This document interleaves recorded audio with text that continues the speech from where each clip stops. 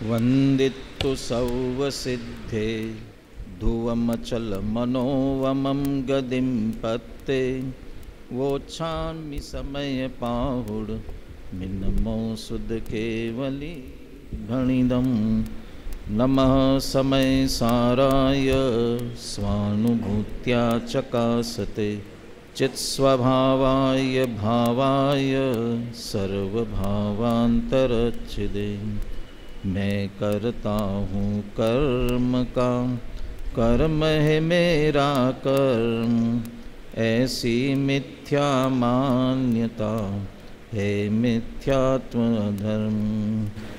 जो आत्म तल्लीनता सुख में आत्म धर्म, श्री जिन जिन वर देव ने यह समझाया मर।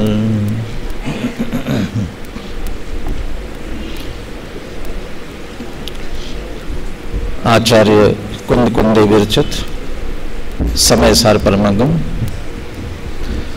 कर्ता कर्म अधिकार की अपनी चर्चा चल रही है।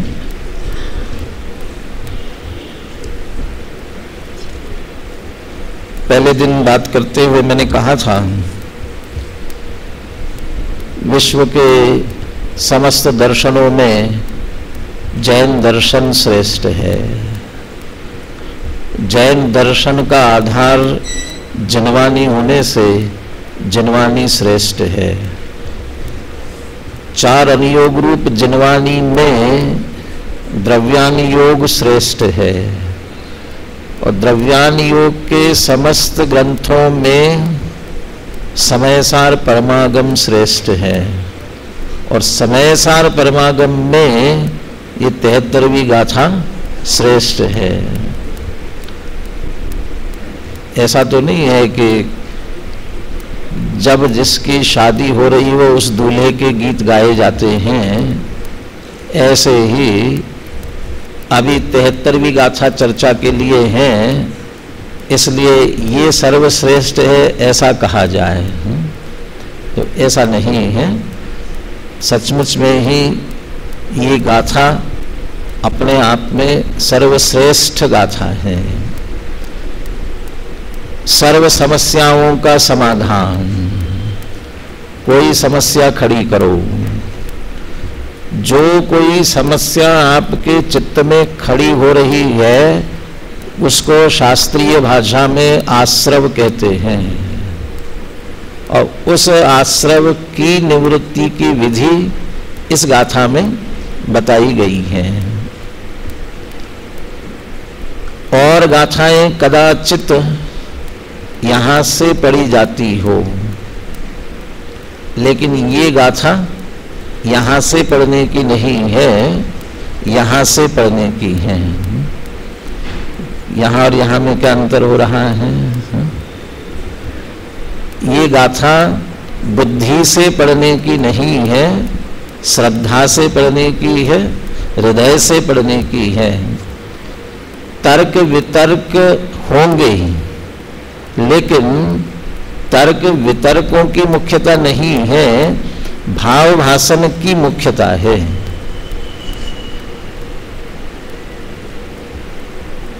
मैं तो समय सार के सुनने के संदर्भ में एक बात कहता हूं। कुंद कुंद आचार्य ने मंगलाचरण करते हुए वंदितु सर्व सिद्धे, किनको नमस्कार किया? सर्व सिद्धों को नमस्कार किया। टीकाकार अमृतचंद्र आचार्य देव कहते हैं, अमृतचंद्र आचार्य देव स्वयं नमः समय साराय ऐसा मंगलाचरण करते हैं तो किसे नमस्कार करते हैं? शुद्ध आत्मा को। जो समय सार शुद्ध आत्मा का वाचक है, शुद्ध आत्मा का निरूपण करने वाला है, उस ग्रंथ के मंगलाचरण में शुद्ध आत्मा को नमस्कार करना उचित है कि सिद्ध भगवान को नमस्कार करना उचित है? तो अमृतचंद्र आचार्य तो शुद्ध आत्मा को नमस्कार करते हैं, नमः समय साराय। लेकिन मूल ग्रंथकार तो सिद्धों को नमस्कार करते हैं। तो अमृतचंद्र आचार्य टीका में विशेषता खुलासा करते हुए स्पष्ट करते हैं कि कुंद आचार्य ने सिद्धों को नमस्कार किया है तो कोई ना कोई इसका विशेष प्रयोजन होना चाहिए। कैसे नमस्कार किया इसकी व्याख्या करते हुए उन्होंने लिखा, स्वात्मनि परात्मनि च निधाय सिद्धत्वेन साध्यस्य आत्मना प्रतिछंद स्थानीयान सर्वान सिद्धान। आत्मा जो सिद्ध पने से साध्य अपना, हर एक का अपना आत्मा, उसके प्रतिछंद के स्थान पर ऐसे जो सिद्ध है उन सारे सिद्धों को स्वात्मनि परात्मनि च निधाय अपने और पर की आत्मा में स्थापित करके उतने से भी संतोष नहीं हुआ तो फिर अंत में पुनः द्रव्य वाचा भाव वाचा च परिभाषणम उपक्रम्यते।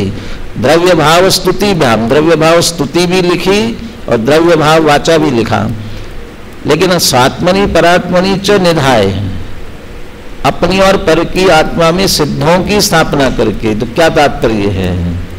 अपने और पर की आत्मा में सिद्धों की स्थापना करने से अर्थ क्या? मैं इस ग्रंथ का लिखना, मैं स्वयं सिद्ध जैसा शुद्ध आत्मा हूं ऐसा समझकर, ऐसा मानकर और उसमें लीन होकर लिख रहा हूं। मैं सिद्ध समान शुद्ध आत्मा हूं ऐसे अनुभव के साथ लिख रहा हूं। सामने वाला भी यदि मैं भी सिद्ध समान शुद्ध आत्मा हूं ऐसा मानकर सुनेगा तो उसे समझ में आएगी। और यदि वो अपने आप को मैं तो मनुष्य हूं, मैं तो रागी द्वेषी हूं, मैं तो कर्म से बंधा हुआ हूं, इस तरह से यदि अपने आप को समझेगा तो समय सार नहीं समझ सकेगा। इसलिए अपने और पर की आत्मा में सिद्धों की स्थापना करके फिर इसका वर्णन कर रहे हैं।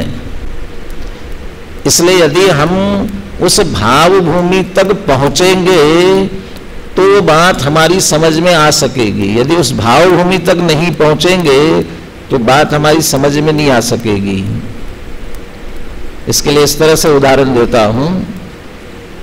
रेडियो स्टेशन से कोई प्रसारण हो रहा हो, वो आजकल एफएम हो गए हैं, तो रेडियो स्टेशन से प्रसारण हो रहा है और उसे आपको अपने रेडियो सेट पर सुनना है।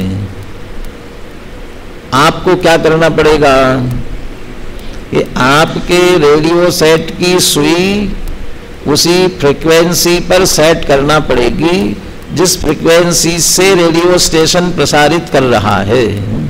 वो 95 तड़का है कि और कौन कौन सा होता है कि मिर्ची है कि क्या क्या है, वो उनके भी बराबर पॉइंट दिए हुए होते ना, वो उसी फ्रीक्वेंसी पर आपको सेट करना पड़ेगा। आपके रेडियो की सुई उसी स्टेशन पर होगी तो आपको उस स्टेशन से प्रसारित होने वाला मधुर संगीत सुनाई देगा। और यदि थोड़ी सी सुई इधर उधर हो गई तो संगीत नहीं सुनाई देगा। फिर क्या सुनाई देगा? पहले ज़माने में रेडियो थे, देखते हैं आप कब कैसा होता था, थोड़ा इधर उधर होते ही कैसे कोलाहल हो जाता था, ऐसे ही कोलाहल सुनाई देगा। ऐसे ही कुंद आचार्य देव जिस फ्रीक्वेंसी से क्या कहते हैं ब्रॉडकास्टिंग कर रहे हैं, प्रसारण कर रहे हैं, उसी फ्रीक्वेंसी पर अपने उपयोग की सुई रखेंगे तो समझ में आएगा। और उस फ्रीक्वेंसी से थोड़ा सा भी इधर उधर करेंगे तो कोलाहल ही सुनाई देने वाला है। गुरुदेव श्री के चर्चा के बाद ये बात बहुत तथ्य रूप में कही जाने लगी। पहले आत्मा को अशुद्ध माना जाता था और शुद्ध कहा जाता था। वो तो शुद्ध कहा जाता है तो कैसा? अशुद्ध ही। अशुद्ध माना जाता था और वो तो शुद्ध कहने के लिए शुद्ध है। लेकिन अब हम अच्छी तरह से समझ गए हैं कि शुद्ध है और अशुद्ध कहा जाता है, तो अब शुद्ध मानते हैं, अशुद्ध कहते हैं उसे। इस फ्रीक्वेंसी पर आकर के तो सिद्ध समान शुद्ध आत्मा हूँ ये मानकर जानकर उसमें लीन होकर के कुंद आचार्य ने बात कही है, तो हम उस अपने उपयोग को वहाँ ले जाएंगे तो उनकी बात हमारी समझ में आ सकेगी। इसलिए ये बात भाव भासना पूर्वक पढ़ने की है, समझने की है। इस गाथा का पाठ हम मूल गाथा का पद्यानुवाद का पाठ कुंद आचार्य ने जिस भाव में बैठ करके लिखा हो वहाँ तक पहुँचना तो कठिन है, इन भावना तो भा सकते हैं वहाँ तक की, तो वहाँ तक की भावना तक पहुँचने का प्रयास करते हुए भाव पूर्वक हम इसका पाठ करते हैं। अहमे को खलु शुद्धो लिम्ब मौलाण दंसन समग्गो तम मिठि दो तच्चित्तो सवे देखयम नेमी। मैं ये कहूँ मैं शुद्ध निरमम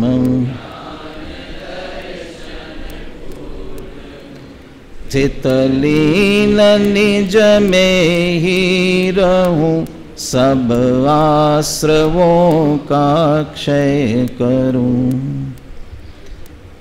गाथा की महिमा की चर्चा करते हुए, विशेषता की चर्चा करते हुए कल जो बात मैंने कही थी सब अनुशीलन में है, आपके 3 पॉइंट है। 3 पॉइंट को लेकर के एक वाक्य में समेटते हुए इस गाथा की पहली पंक्ति में दृष्टि के विषय, ध्यान के ध्येय, ऐसा द्रव्य स्वभाव शुद्ध आत्मा जो 9 तत्वों में एक रूप रहने वाला है, उसकी चर्चा पहली पंक्ति में की गई है। और दूसरी पंक्ति में उसी में स्थित होने की, उसी में लीन होने की प्रेरणा, महिमा, उसमें स्थित लीन होने पर प्रकट होने वाले निर्मल पर्याय की चर्चा, और साथ ही आश्रव बंध, पुण्य पाप से रहित, संवर निर्जरा पूर्वक मोक्ष प्रकट होने की चर्चा दूसरी पंक्ति में की गई है। इतना सारा भाव जो जिनवानी का मूल उद्देश्य है, जैन दर्शन का मूल उद्देश्य है, मोक्ष मार्ग मुक्ति की प्राप्ति, ये जो प्रयोजन है, उस प्रयोजन की सारी चर्चा इस गाथा में आई है। टीकाकार यद्यपि अपने विषय के अनुकूल, विषय के अनुसार टीका लिखते जा रहे हैं, उसके अनुसार उसकी उत्थानिका बनाते हैं, और उसके अनुसार अमृतचंद्र आचार्य ने प्रश्न ये खड़ा किया, यह आत्मा किस विधि से आश्रव से निवृत्त होता है?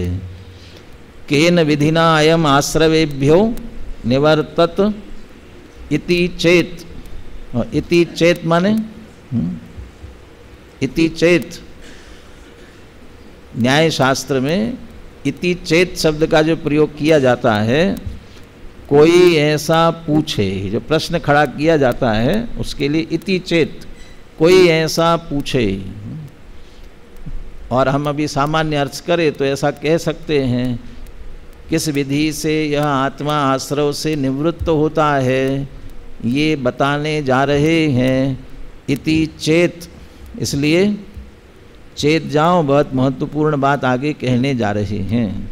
तो आश्रव की निवृत्ति की विधि से इस गाथा को जोड़ा, लेकिन कुंद आचार्य का जो विषय चल रहा था गाथाओं के क्रम में, उस क्रम के हिसाब से प्रकरण ये चल रहा है। अभी छात्रों को पूरे इस अधिकार के विषय वस्तु के अनुसार गाथाओं का विभाजन, आगे आगे जिस तरह से विषय, विभिन्न विषय जो इसमें आ रहे हैं उसके अनुसार पहला प्रकरण जो इस कर्ता कर्म अधिकार का है वह आत्मा और आश्रव में भेद विज्ञान, ये पहला प्रकरण है।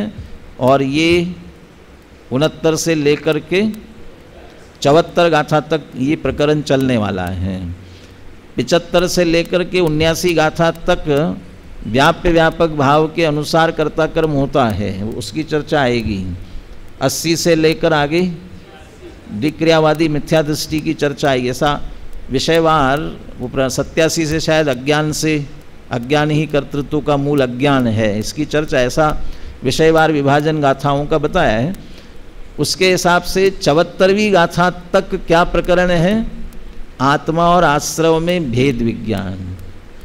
क्यों करा रहे हैं आत्मा और आश्रव में भेद विज्ञान? क्योंकि जिस कर्ता कर्म की प्रवृत्ति अज्ञान के कारण से हो रही है, जिस अज्ञान के कारण से हो रही, जिसका निराकरण करना है, उसका मूल श्रीमद जी ने लिखा ना, सतगुरु वैद्य सुजान, गुलाब चंद जी साहब को पूरा दोहा ख्याल होगा।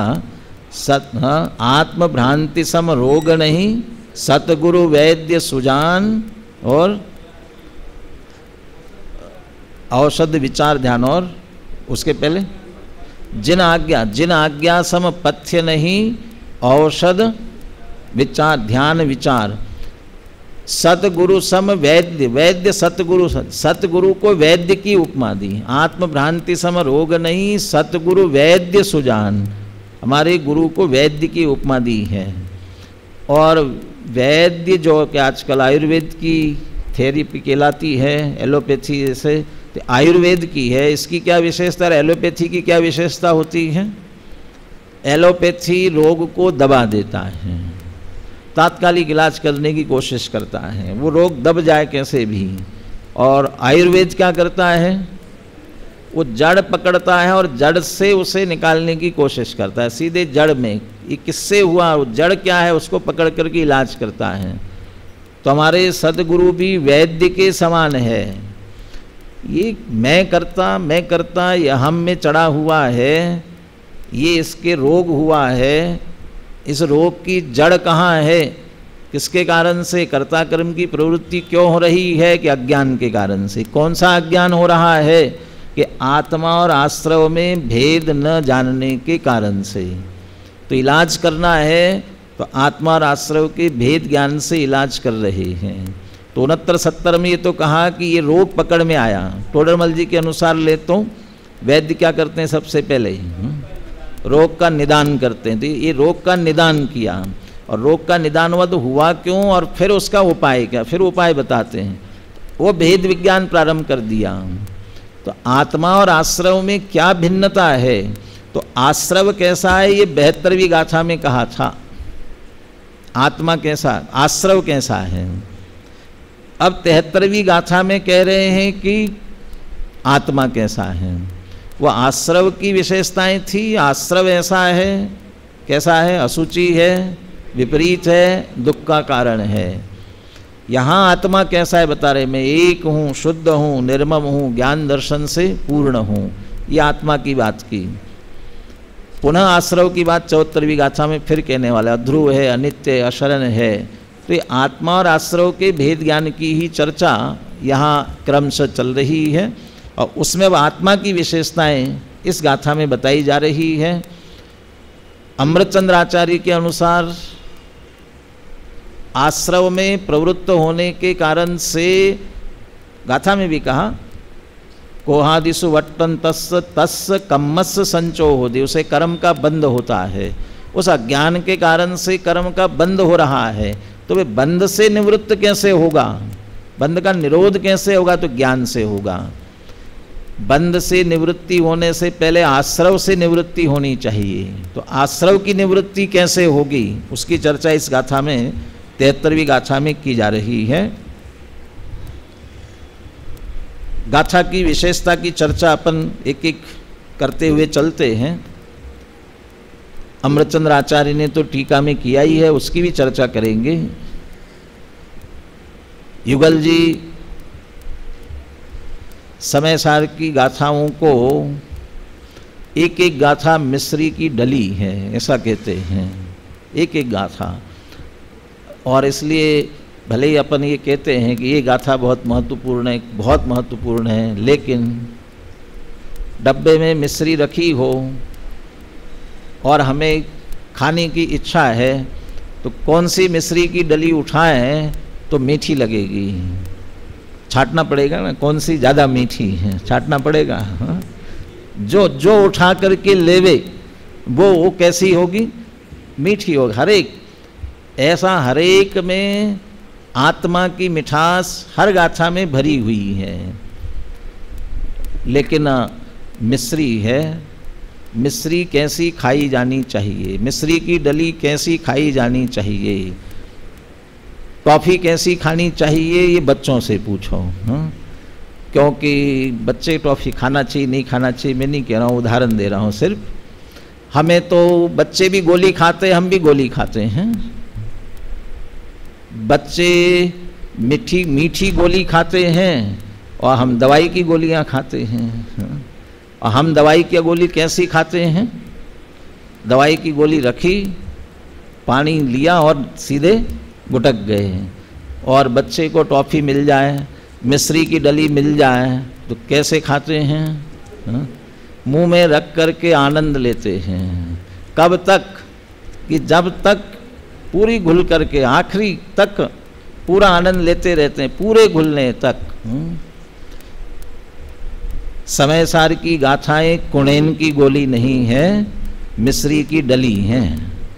कुणेन की गोली जैसे रखी और तत्काल निगल गए, ऐसी नहीं है। ये तो मिस्री की डली जैसी है, रख कर आराम से आनंद लेते रहो। जब तक रस आ रहा है तब तक लेते रहो। एक एक बात पर, जैसा अमृतचंद्र आचार्य ने एक एक विशेषण पर लेकर के चर्चा की, ऐसे एक एक विशेषण को लेकर के विचार करो। पहला शब्द है अहम, और अहम हमेशा अहम ही होता है। अंग्रेजी में तो कहते ही हैं आई इज ऑलवेज कैपिटल। अहम हमेशा अहम होता है, लेकिन अहम को समझने में बहुत सावधानी की जरूरत है। अभी एक विद्यार्थी जो प्रवचन कर रहा था ना, वो कह रहा था निगोद क्यों जाते हैं, मिथ्यात्व के कारण नहीं जाते हैं, आत्मा की विराधना के कारण जाते हैं। दोनों एक ही बात है, आत्मा की विराधना के इसलिए निगोद जाते हैं। ये अहम है। अहम यदि गलत जगह हुआ तो निगोद पहुंचा देता है, और अहम यदि सही जगह हुआ तो मोक्ष पहुंचा देता है। इसलिए अहम का मुद्दा बहुत अहम है, इसलिए इसका निर्णय बहुत सावधानी से करने की जरूरत है। अहम, इसलिए चर्चा की है, टीका में अपन चर्चा करेंगे। अहम, अपने को जानो। छोटे दादा के पास हमारे विद्यार्थी जब भी कोई प्रेरणा, क्या बोलते हैं आप, उससे लेकर के जाते हैं ना साइन कराने के लिए, हाँ क्या लेते हैं, ऑटोग्राफ लेने के लिए जाते हैं ना, डायरी लेकर के जाते हैं। एक ही वाक्य लिखते हैं, अपने को जानो, अपने को पहचानो, अपने में लीन हो जाओ, सुखी होने का एकमात्र यही उपाय है। अहम, सम्यक दर्शन, ज्ञान, चारित्र, जो कुछ पंच परमेष्ठी कहाँ से निकल रहे हैं, कहाँ से, ये यहाँ से निकल रहे। अहम, ये मैं, इस सब का मूल स्रोत अहम है। सबका, सब यहीं से निकलने वाले हैं, यहाँ से बाहर गए तो कुछ नहीं है, और जो कुछ है वो यहाँ अहम से है। इसलिए उस अहम की चर्चा, अहम का निर्णय बहुत सावधानी से करने की जरूरत है। कैसा है, एक को अहम, वो अहम मैं कैसा हूँ, एक हूँ। एक कभी भी अपूर्ण नहीं होता, एक हमेशा परिपूर्ण ही होता है। एक को पूर्ण होने के लिए किसी और की आवश्यकता नहीं होती। एक की जो कीमत है वो स्वयं की अपनी है, 2, 3, 4, 5 की नहीं है। ऐसे 2, 3, 4, 5 की क्यों नहीं है? 2 माने क्या होता है? दादा तो कहते भी हमेशा, अपन बोलते भी है, किसी से मांगना हो, ये 5-1 रुपया हो तो देना। तो 5-1 रुपया माने क्या? एक एक एक एक करके जो 5 हुए हैं वे 5। इसका मतलब 2, 3 होने, 2 बनने के लिए 2 1 होने पड़ते हैं। जितने आगे बढ़ाते जाओगे उतने 1 होते हैं उसमें। लेकिन एक में क्या होता है? एक में 1 होता है। उसे 1 होने के लिए किसकी ज़रूरत है? किसी की ज़रूरत नहीं है। एक अपने आप में परिपूर्ण, निरपेक्ष, स्वतंत्र, स्वाधीन होता है एक हमेशा। ऐसा ही मैं एक हूँ, मेरे होने के लिए किसी की ज़रूरत नहीं है। मैं दुनिया से नहीं हूँ, मुझसे दुनिया है। मैं दुनिया से नहीं हूँ, मुझसे दुनिया है। ऐसा कैसे है? ऐसा ही है। मैं यद्यपि दुनिया का हिस्सा हूँ, दुनिया में हूँ, परंतु दुनिया के कारण से मैं नहीं हूँ।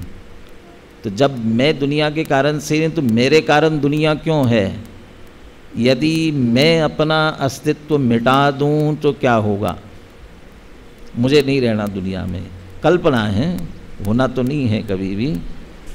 एक द्रव्य मैं यदि अलग हो जाऊं क्या होगा? बहुत बार ये कहते हैं क्या फ़र्क पड़ता है, ठीक है, हो करके देखो क्या होगा। बहुत जगह पर जयचंद जी छाबड़ा ने ये दोष दिया, प्रसंग दिया। क्या प्रसंग आएगा? एक द्रव्य का नाश होते ही सब द्रव्यों के नाश का प्रसंग आएगा। एक द्रव्य का नाश हो गया, जब एक का हो गया दूसरे का क्यों नहीं, तीसरा क्या क्यों नहीं, सबका। मैं हूँ इसलिए दुनिया टिकी हुई है। तीसरी गाथा में जब समय का अर्थ सब द्रव्य किए ना, माने विरुद्ध विरुद्ध हेतुता से सारे विश्व को टिकाए रखते हैं, सारे विश्व का उपकार करते, विश्वम अनुगृह्णन्ता, विरुद्ध विरुद्ध हेतुतया, विरुद्ध अविरुद्ध से सारे विश्व को टिकाए रख। प्रत्येक द्रव्य की बात है। मैं भी ऐसा द्रव्य हूँ, विरुद्ध अविरुद्ध भाव से इस विश्व को टिकाए हुए हूँ। विरुद्ध अविरुद्ध भाव में उत्पाद वे द्रव्य से, उत्पाद वे द्रव्य युक्तम सत, ऐसा सत द्रव्य, वो मैं एक द्रव्य हूँ तो ये सारा मैं हूँ ना, तो सारा जगत है। मेरा नाश होता है तो सारे जगत का नाश हो जाएगा, होगा नहीं। इस एक अपने आप में, लेकिन मेरे होने के लिए जगत की क्या आवश्यकता है? किसी ने, बाबूजी का प्रवचन छठी गाथा पर चल रहा है ना, किसी से उत्पन्न नहीं होने से अनादि है, कोई नाश नहीं करता इसलिए अनंत है गायक भाव। अनादि अनंत किसने बनाया? कल चर्चा रही थी, भगवान ने बनाया, ईश्वर ने बनाया, कहाँ से बनाया, कैसे बनाया, कौन बनाने वाला? मुझे किसने बनाया? मैं स्वनिर्मित और विश्व मेरे से निर्मित। मैं हिस्सा हूँ, गुणों का द्रव्यों का समुदाय विश्व है, उसमें मैं हिस्सा हूँ। मुझे बनाने में विश्व की क्या उपयोगिता, क्या योगदान है विश्व का? मेरा विश्व में योगदान है, मेरे प्रति क्या? इसलिए एक अहम एक को, अहम और एक पने का अपनी हमेशा जो महिमा इस रूप में आना चाहिए। एक, तीसरी बात, खलु शुद्ध हो, जो एक होता है हमेशा शुद्ध ही होता है। अशुद्धता 2 में आएगी, एक में अशुद्धता कैसे आएगी? एक होगा, मिलावट होगी तो अशुद्धता आती है। एक है तो नियम से शुद्ध होगा। अशुद्धता के भी 2 कारण हैं, 2 प्रकार का व्यवहार है ना, सद्भूत व्यवहार और असद्भूत व्यवहार। असद्भूत व्यवहार की अशुद्धता और सद्भूत व्यवहार की अशुद्धता, क्या कारण है? असद्भूत व्यवहार की अशुद्धता ये देह वाला है, ये कर्म वाला है। देह के संयोग से, कर्म के संयोग से अशुद्ध है, माने दो के मिलावट के कारण से अशुद्धता आती है। और सद्भूत की अशुद्धता क्या है? राग द्वेष। अभेद अखंड आत्मा में भेद कर दिए, यदि भेद कर दिए, सात्विक गाथा में जहाँ निषेध किया ना, ज्ञान नहीं, दर्शन नहीं, चारित्र नहीं, क्यों नहीं है? क्यों निषेध करते हो? क्योंकि ऐसे भेद पर लक्ष्य जाने से राग उत्पन्न होता है, अशुद्धता उत्पन्न होती है, इसलिए भेद का लक्ष्य मत करो। माने यदि एक अभेद को भेद दिया तो अशुद्धता आती है, एक को दूसरे के साथ मिला दिया तो अशुद्धता आती है, और एक एक रहेगा तो अशुद्धता नहीं आती है। एक बढ़िया सेव फल, आम फल, कोई भी फल बढ़िया बढ़िया अकेला है, बढ़िया है, और सड़े हुए सेवों के बीच में रख दिया जाए तो वो भी सड़ने लग जाता है, और जितनी भी सड़न होती है वह दूसरा हवा के प्रवेश से, वातावरण से, जो भी समझो उसके प्रवेश से उसमें अशुद्धता आती है। वैसा का वैसा रखा है तो बहुत बढ़िया है, एक दिन 2 दिन आप रख सकते हो, लेकिन यदि आपने सेव फल बना दिया तो कितनी देर रहेगा? बना दिया तो थोड़ी देर बाद ही काला पड़ने लग जाता है और बिगड़ने लग जाता है। माने दूसरे से मिलावट की तो अशुद्धता आती है, और भेद दिया तो अशुद्धता आती है। एक रहे, अहम इको खलु शुद्धो, एक है तो नियम से शुद्ध है, अशुद्धता का प्रश्न नहीं है। एक अखंड शुद्ध है, मिलावट नहीं है तो शुद्ध है, और भेद नहीं किया तो शुद्ध है। एक शुद्ध निर्मम ही होता है, एक भी कह दिया और शुद्ध भी कह दिया तो द्रव्य भाव दोनों तरह से निर्मम हो गया। आजकल राशन कार्ड बनता है, राशन कार्ड, राशन कार्ड को हिंदी में क्या कहते हैं? राशन कार्ड को हिंदी में क्या कहते हैं? हाँ, अरे परिवार पत्रक कहते हैं, परिवार पत्र बोलते हैं, परिवार पत्र। मेरा परिवार पत्र बनेगा तो कितने लोग एंट्री होंगे उसमें? मेरा राशन कार्ड बनेगा तो कितने लोगों के नाम एंट्री होंगे? बच्चों को मालूम है। अन्ना जी का परिवार पत्र बनेगा तो कितने लोगों की एंट्री होगी? हाँ, क्यों परिवार पत्र बनना है, कितने लोगों की एंट्री होगी? एक। ब्रह्मचारी का परिवार पत्र बनेगा तो कितने लोगों की? वो परिवार पत्र फॉर्म बना करके गए, नाम लिख करके दिया कि ले परिवार पत्र बनना है भाई, बताओ कौन कौन है? कि मैं अकेला हूँ। तुम्हारे कोई है कि नहीं है? जब मेरे कोई नहीं है। तुम किसी के हो कि नहीं? मैं किसी का नहीं हूँ, तो मैं अकेला हूँ। तो एक अकेला, तो एक अकेला है तो किसका ममत्व? मेरा कौन, मैं किसका? कि निर्मम। एक होगा तो ममत्व नहीं होगा, निर्मम। जहाँ ममता आई वहाँ अशुद्धता प्रारंभ होती है। जितनी अशुद्धता आई है, राग द्वेष के परिणाम आए हैं, वो सब ममत्व बुद्धि के कारण से आए, एकत्व ममत्व मोह बुद्धि के कारण से आए हैं। जहाँ शुद्धता है वो निर्मम पने के कारण से है।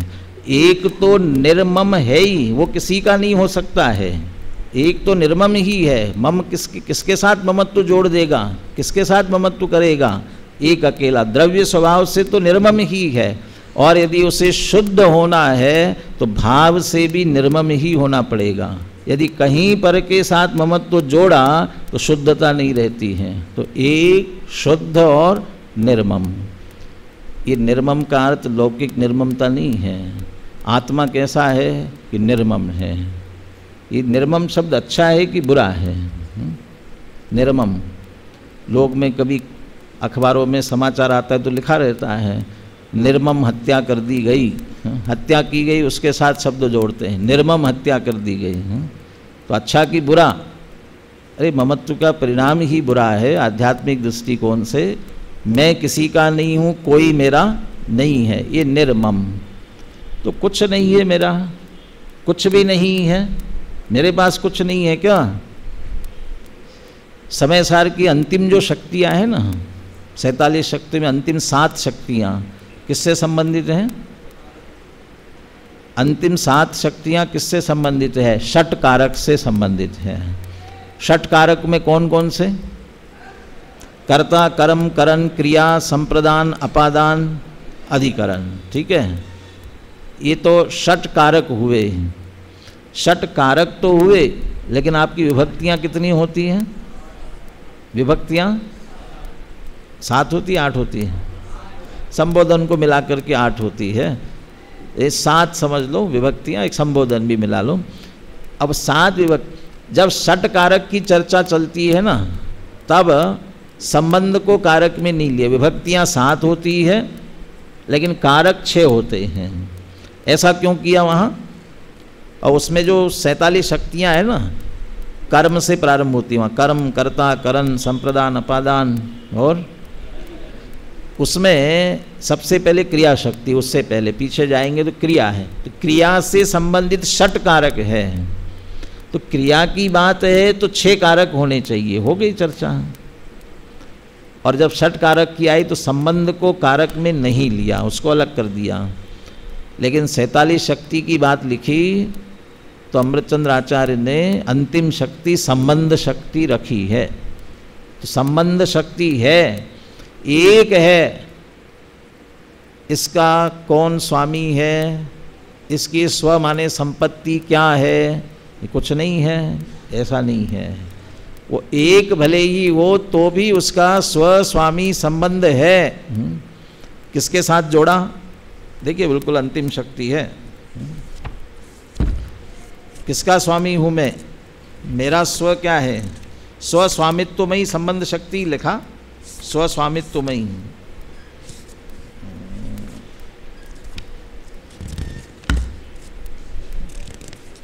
अपादान, अधिकरण, संबंध शक्ति, स्वभाव मात्र स्व स्वामित्वमयी संबंध। स्वभाव मात्र शब्द जोड़ा है, 624 पेज पर है। स्वभाव मात्र स्व स्वामित्वमयी संबंध शक्ति। यद्यपि मैं एक हूँ, शुद्ध हूँ, निर्मम हूँ, मेरा कोई नहीं है, परंतु कोई दुनिया साथ नहीं दे सकती है, कोई नहीं देती है। अपना आत्मा तो अपना साथ दे सकता है। आत्मैव आत्मनो बंधु, वो बंधु शब्द से गुरुदेव की बात और याद आ गई आज। बंधु, परमात्मा प्रकाश का उदाहरण देते हुए गुरुदेव कह रहे थे, बंधु को उड़ा दिया, बंधु को नष्ट कर दिया। अरे बंधु कौन होता है? जो सदैव साथ देता है, साथ देता आ रहा है, साथ साथ है, और बंधु को ही उड़ा दिया। किसकी बात कर रहे थे? ये पुण्य पाप के भाव, ये आश्रव के भाव, ये राग द्वेष के भाव बंधु है हमारे। क्यों बंधु है? कि सदैव साथ दे रहे। देखो आत्मा के साथ सदैव है, हमेशा है। लेकिन आज के ज़माने की बात करें, झगड़ा किस में ज़्यादा होता है? जितने अदालत में मुकदमे जाते हैं, वो उन मुकदमों में सबसे ज़्यादा भाई भाई के मुकदमे ज़्यादा होते हैं, भाई भाई के झगड़ों के मुकदमे ज़्यादा होते हैं। तो आश्रव के परिणाम, राग द्वेष के परिणाम, ये बंधु को ही उड़ाने की बात कर रहे थे। बंधु, आत्मैव आत्मनो बंधु, आत्मैव आत्मनो शत्रु। आत्मा ही आत्मा का एक अकेला है, लेकिन इसका कुछ नहीं है, ऐसा नहीं है। ये यदि टिका हुआ है, किसके कारण से टिका हुआ है? 70-71 कौन सी गाथा में था? पहली पंक्ति, स्वभाव मात्रम किल वस्तु। वो अपने स्वभाव के बल पर टिका हुआ है, उसका कुछ नहीं है, ऐसा नहीं है। कोई साथ देता हो कि नहीं देता हो, स्वभाव उसका सदैव साथ देता है। त्रिकाल जो प्रत्येक द्रव्य का अपना अपना अस्तित्व है, वो उसके अपने स्वभाव के कारण से है। इसको स्वभाव है। क्या उसका स्व है? कि मेरा स्वभाव। मैं किसका हूँ? कि मेरे स्वभाव का हूँ, और किसी का नहीं। स्वभाव मात्र स्व स्वामित्वमयी संबंध शक्ति। क्या स्वभाव है? नान दंसन समग्रो, ज्ञान दर्शन से समग्र हूँ। कुछ नहीं, ऐसा नहीं है। मेरा कुछ नहीं, ऐसा नहीं है। है मेरा क्या है? कि ज्ञान दर्शन जो स्वभाव है, स्व स्वामित्व यदि संबंध है तो ज्ञान दर्शन के साथ है। तो फिर निर्मम कैसा हुआ? ममत्व है ना, मेरा है ना, कि हाँ है, लेकिन क्या ये स्व है, तो स्व को मेरा कहने की जरूरत नहीं पड़ती, वो है। ज्ञान को झुटला दे कि मेरा नहीं है तो, अरे राग उत्पन्न होता है और राग को तो कहा जाता है, कहा जाएगा, दुख देता है तब। दुनिया में बेटा जब आपके संपत्ति का नुकसान करने लग जाए, जगत से उधार लेकर के खर्च करने लग जाए, कर्जा लेकर के, और कर्जा लेने वाले आपके पास मांगने आने लग जाए, तो आप क्या कहते हो? वो मेरा बेटा नहीं है। कैसे?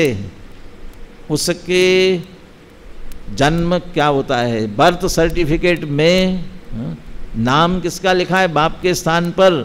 या आपका ही लिखा है, कैसे नहीं है?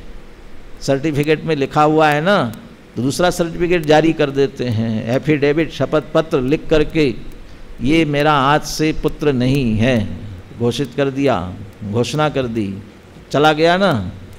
तो उसके बाद भी रहेगा किसका? वो उसके ही रहने वाला है।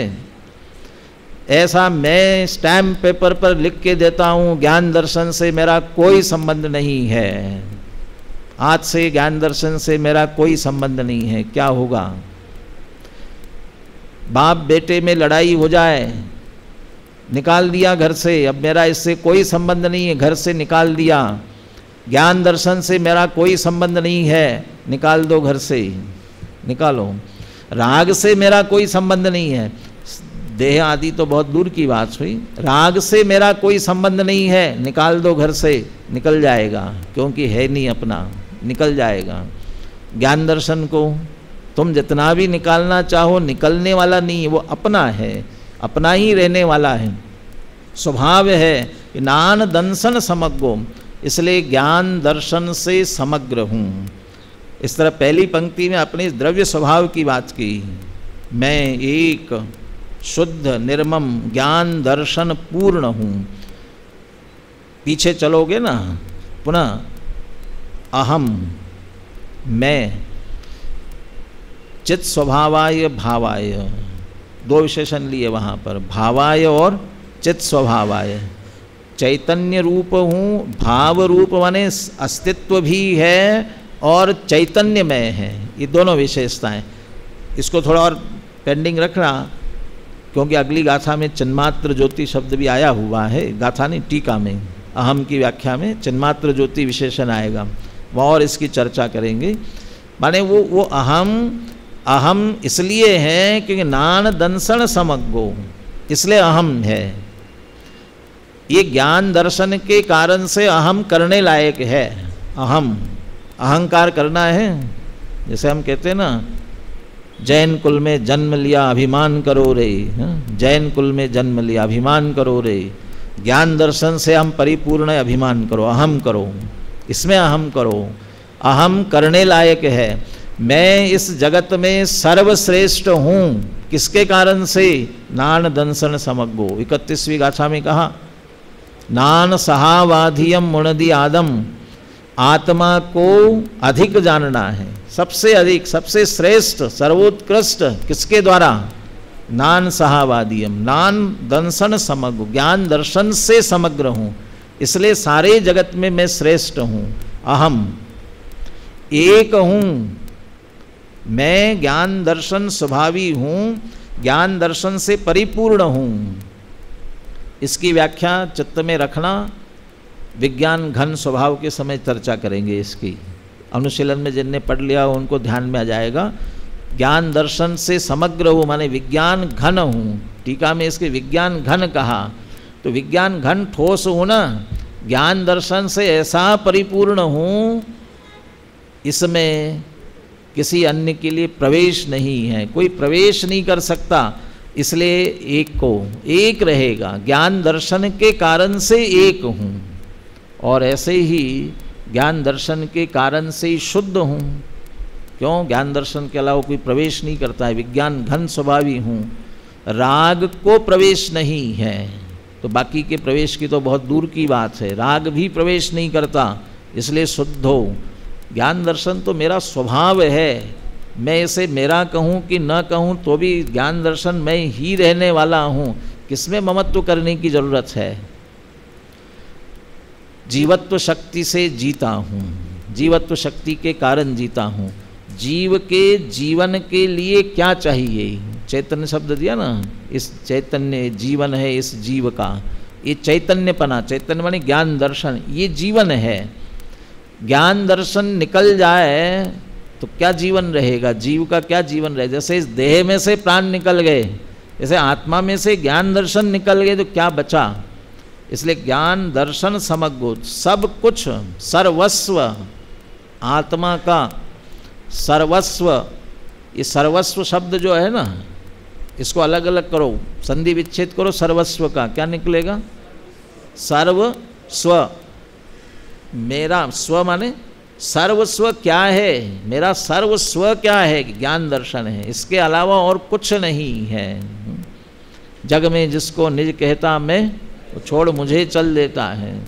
एकाकी एकत्व लिए सब ही आते, तन धन को साथी समझा था पर ये भी छोड़ चले जाते। ये ज्ञान दर्शन के लिए ऐसा कह सकते हैं। क्रोधादि भावों के लिए पीछे कहा ना, क्रोधादि भाव कैसे हैं? वहाँ एक बहुत बिंदु पीछे जो आया था, आत्मा और आश्रव के भेद ज्ञान के, अमृतचंद्र आचार्य ने बहुत बिंदु लिए हैं। अब 69, 70, 71 कौन सी गाथा में देखना उसे। ज्ञान के लिए कहा सहज उदासीन रूप अवस्था, ज्ञान क्रिया जो है उसको लिया सहज उदासीन रूप से। और क्रोधादि के लिए कहा क्रियमान रूप से उत्प्लवमान, वह क्रियमान रूप से होने वाले उत्प्लवमान, उत्पन्न होने वाले हैं, क्रियमान रूप से होते हैं। क्रोध करना पड़ता है, क्रोध करना पड़ेगा, होगा नहीं अपने आप। जो भी जिससे भी क्रोध हो रहा है ना, वो करता है तभी होता है। और ज्ञान करने के लिए क्या करना पड़ेगा? कुछ नहीं करोगे तो क्या होगा? ज्ञान तो होते ही रहने वाला है, वो स्व है, सहज है, उसको बिना कुछ किए निरंतर सहज होने वाला है। इसलिए वो ज्ञान दर्शन वो निरंतरता, उसके कारण से हमारा अस्तित्व टिका हुआ है, हम उसके कारण से हैं। इसलिए अहम एको खलु शुद्धो निम्ममो नान दंसन समग्गो, मैं ऐसा तो हूँ, लेकिन समस्या तो इस बात की थी कि ये आश्रव के भाव ये परेशान कर रहे हैं, इनको दूर कैसे किया, इनसे निवृत्त कैसे होना है, इनकी निवृत्ति कैसे होगी। समस्या तो ये थी। किसको दूर करना है? आश्रव को दूर करना है, आश्रव का क्षय करना है। दो प्रकार का आश्रव होता है, एक द्रव्याश्रव और एक भावाश्रव। किसको दूर करना है? द्रव्याश्रव को कि भावाश्रव को? किसको दूर करना है? किसको? भावाश्रव को। द्रव्याश्रव को नहीं करना है। भावाश्रव दूर कर देंगे, द्रव्याश्रव चलता रहेगा, चलेगा ना काम। अच्छा, दोनों को दूर करना है। दोनों में से किसे दूर करना संभव है? दोनों में से किसे दूर करना संभव है? द्रव्याश्रव और भावाश्रव में से भावाश्रव। क्यों? द्रव्याश्रव को दूर करना संभव नहीं है। क्यों संभव नहीं है? कि द्रव्याश्रव कर्म का आश्रव है। दो कारण, मोटे मोटे स्थूल कारण में ये कारण है। किसको दूर करोगे? कि द्रव्याश्रव, कर्म के आश्रव को। छह ढाला की बात करते हैं ना, छह ढाला। छह ढाला क्यों कहते हैं? कि छह तरफ से ढाल दी है। क्यों? कि छहों तरफ से, चारों दिशाओं से, ऊपर से नीचे से कर्म निरंतर आ रहे हैं और उन कर्मों से अपनी आत्मा को रोकना है। ये कर्म का आश्रव हो रहा है ना निरंतर, वो कर्म आश्रव से अपने को रोकना है। रोको। आश्रव दिख रहे हैं क्या हमको, जिसको रोका जाए?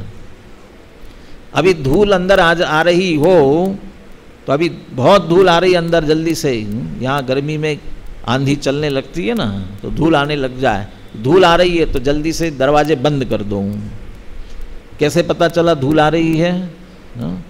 कि ये अंदर आ रही है ना, तो दिख रही है, धूल आती हुई दिखी। धुआं आने लग जाए तो अपने अंदर धुआं नहीं आए घर में, कमरे में, तो क्या करेंगे? दरवाजे बंद। दिख रहा है, कर्म दिख रहा है हमें।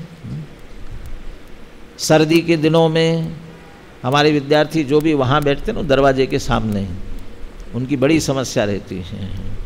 सर्दी के दिनों में क्या समस्या रहती है? बार बार क्रोध आता रहता है उनको। क्यों? किस कारण से? वो दरवाज़ा बंद करके आकर के बैठते हैं और फिर जो कोई आता है थोड़ा सा दरवाज़ा खुला रखता है, तो क्या दिक्कत होती है? तो ठंडी ठंडी हवा अंदर आने लग जाती है। तो कहते बंद करके आओ दरवाज़ा, बंद करके आओ दरवाज़ा। तो अभी तो कह रहे थे कि आता हुआ दिखता है तो बंद करते हैं, तो तुम्हें कहाँ दिखाई दे रहा है? हवा आ रही है अंदर, दिख रही है क्या? हाँ, जानने में आ रही है। किससे जानने में आ रही है? स्पर्श इंद्रिय से तो जानने में आ रही, पता पड़ रही है कि हवा आ रही है अंदर, बंद करो। तो कर्म आते हुए पता पड़ रहे हैं क्या? किसी से नहीं पता पड़ रहे। कौन से इंद्रिय के ग्रहण हो रहे हैं, कौन से इंद्रिय के विषय बन रहे हैं? किसी से नहीं बन रहे, तो फिर कैसे रोकेंगे उसे? द्रव्याश्रव को रोकना संभव नहीं है, और एक द्रव्य दूसरे द्रव्य में कुछ कर नहीं सकता है। तो कर्म तो आश्रव पुद्गल का है, उसे जीव कैसे रोकेगा? जीव क्या करेगा उसमें? तो दूसरे द्रव्य में हस्तक्षेप कर नहीं सकते, तो वहाँ तो हमारा नहीं चलेगा। तो कहाँ चलना चाहिए? भावाश्रव में। इसको तो रोक सकते हैं ना। अरे भावाश्रव को भी रोकना हमारे हाथ में नहीं है। कैसे रोकोगे? भावाश्रव माने क्या? जिन मोह राग द्वेष भावों से कर्म आते हैं उन्हें भावाश्रव कहते हैं। तो आत्मा में उत्पन्न होने वाले मोह राग द्वेष भाव, इन्हें रोकना है। कौन से मोह राग द्वेष को रोकना है? जो भूतकाल में हुए थे उन्हें, वर्तमान में हो रहे उन्हें, या भविष्य में होंगे उन्हें। किसे रोकना है? भूतकाल के, भविष्य, वर्तमान के कि भविष्य के? किनको? भूतकाल के तो चले ही गए, उनको क्या रोकना, अब तो गए ही वे। भविष्य के अभी हुए नहीं हैं, अब उनको भी क्या रोकोगे? हुए ही नहीं, है ही नहीं वो। किसे रोकना है? वर्तमान। वर्तमान उसे कहते जो हो रहा है। अब जो हो ही गया, जो राग हो गया, उसे आप कैसे रोकोगे? कैसे नष्ट हो ही गया, उसे कहाँ नष्ट करोगे? तो भावाश्रव को रोकना, राग द्वेष का नाश करना, सव्य एदे खयम नेमी, वो न भूतकाल के हो सकते हैं, न वर्तमान के, न भविष्य के, कोई नहीं कर सकता है। तो फिर ये उपाय तो बता रहे हैं, तो वही तो कह रहे हैं, उपाय बता रहे हैं ना। क्या उपाय है? तम मिठिदो तच्चित्तो। आप तो ये जो हमारा आत्मस्वरूप है, एक है, शुद्ध है, निर्मम है, ज्ञान दर्शन से परिपूर्ण है, इसमें स्थित हो जाओ, लीन हो जाओ। नहीं, आश्रव का क्षय करना है ना, कर ही नहीं सकते हो। कर नहीं सकते तो क्या कर सकते हैं कि हम अपने में जा सकते हैं। पहले ज़माने में कभी किसी देश का राजा चला जाए और उसके परिवार में कोई आगे राजा बनने वाला न हो, तो क्या होता था? वो एक हाथी छोड़ देते थे, और हाथी की सूंड में माला होती थी, और वो जाकर के क्या करता था? जिसके गले में डाल दे उसको राजा बना देते थे। तो एक किसी देश में ऐसा हुआ, और हाथी को छोड़ा, पूरे नगर घूमते घूमते नगर से बाहर गया, एक साधु महाराज बैठे हुए थे, और साधु महाराज के गले में उसने माला डाली। अब सब पहुँचे कि साहब आपको राजा बनना पड़ेगा। कि भैया मैं तो साधु हूँ, मुझे क्या लेना देना, अब मैं क्या राज चलाऊँगा। नहीं साहब, ये हाथी ने चयन किया आपका, तो आपको राजा बनना पड़ेगा। सब ने आग्रह किया, एक शर्त पे बनूंगा। किस शर्त पे? मैं कुछ नहीं करूँगा।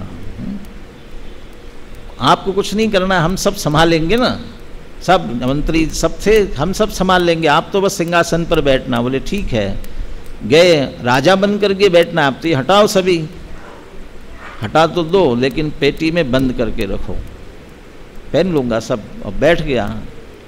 कुछ दिनों के बाद पड़ोसी राजा ने आक्रमण किया, और राजा ने आक्रमण किया तो मंत्री, सेनापति सब राजा के पास आए कि साहब उसने आक्रमण किया, अब हमें क्या करना चाहिए। वो सिंहासन से उठा, वो पेटी में जो रखे हुए थे ना दंड कमंडल अपने, वो उठाए, कपड़े उतारे, पहने और चल दिए। ये करना चाहिए। क्या करना चाहिए? ये करना चाहिए। क्या करना है? और एक दृष्टांत देता हूँ, याद आया इसके लिए। अब वो तो साधु था, वो अपना उठाया और चल दिया जंगल में। हमें क्या करना चाहिए, चलो मेरे पीछे पीछे। हाँ, अब ये सब राजा साधु बन करके जाएंगे, वो आक्रमण करने के लिए आने वाले करेंगे क्या? साधु बने हुए तो इनके नतमस्तक होंगे ना। दूसरा राजा चढ़ाई करने के लिए जा रहा था, दूसरे राजा ने चढ़ाई की तो ये अपनी दल बल सहित जा रहा था, और उस राजा ने हमारे ऊपर चढ़ाई की बहुत क्रोध में आकर के। कोई साधु महाराज दिखे, बैठे हुए थे ध्यानस्थ, कहा ये साधु महाराज दिखे, आशीर्वाद लेकर के चलते हैं। और उनके चरणों में जाकर के बैठा, वो जो क्रोध आ रहा था सामने वाले पर, उनकी मुद्रा देख करके, उनके सानिध्य में बैठने से धीरे धीरे धीरे क्या हो गया, शांत होने लग गया। वो सभी सेनापति सब आए, मंत्री आए, महाराज चलो, वो सेना चढ़ी आ रही है, जीतने के लिए चलना है। मैं जीत रहा हूँ, जीतने की तैयारी कर रहा हूँ। अरे वो पास नज़दीक आ रहा है, बिल्कुल दिख रहा है, मैं उसी को जीतने की कोशिश कर रहा हूँ। महाराज आगे बढ़ो तो सही। अब आगे बढ़ने का काम नहीं है, ये कहाँ जीत रहे हैं, जीत लिया है। ये क्या जीता, वो जो क्रोध आ रहा था, अब क्रोध धीरे धीरे शांत हो रहा है। अब मैं अपने उस क्रोध को जीतने की कोशिश कर रहा हूँ। अब कहाँ दूसरे को, बाहर को जीतना है। उपाय क्या किया कि अपने में चले गए, यही उपाय किया, बाहर का कोई उपाय काम नहीं आएगा। ऐसे यहाँ कह रही कि सव्ये यदि क्षयम नेमि, मैं इन सबको क्षय को प्राप्त कराता हूँ। कि कैसे, उनमें कुछ नहीं करना है, अपने में लीन होना है। तो अपने में लीन होंगे तो क्या होगा, क्या होगा, वो अपने आप सामने आ जाएगा। एदम्मि रदो निच्चम संतुट्टो निच्चम एदम्मि, ये जो गाथा लिखी है ना, इस गाथा की टीका में अंत में लिखा है, हो ये तो उत्तमम सोखम, तुझे उत्तम सुख प्रकट होगा। अंत में लिखा निश्चित होगा, माँ अन्यान प्राक्षी, माँ अति प्राक्षी, निश्चित होगा, किसी दूसरे को पूछने की जरूरत नहीं पड़ेगी, तुम स्वयं अनुभव करोगे। इसमें लीन होकर के देखो तो सही।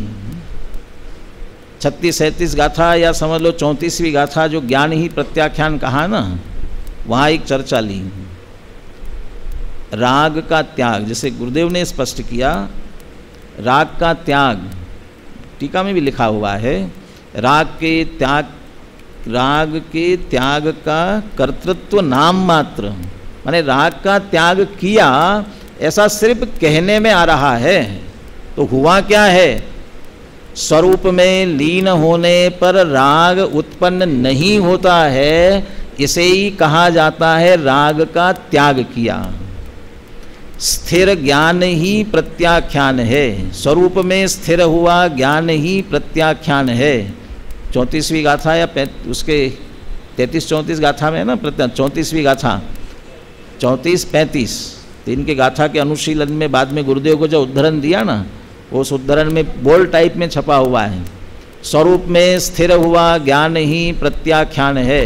ये सबका त्याग, राग का त्याग, राग का त्याग करता ही नहीं है, स्वरूप में स्थिर होता है, राग की उत्पत्ति नहीं होती है, उसे कहा जाता है राग का त्याग कर दिया।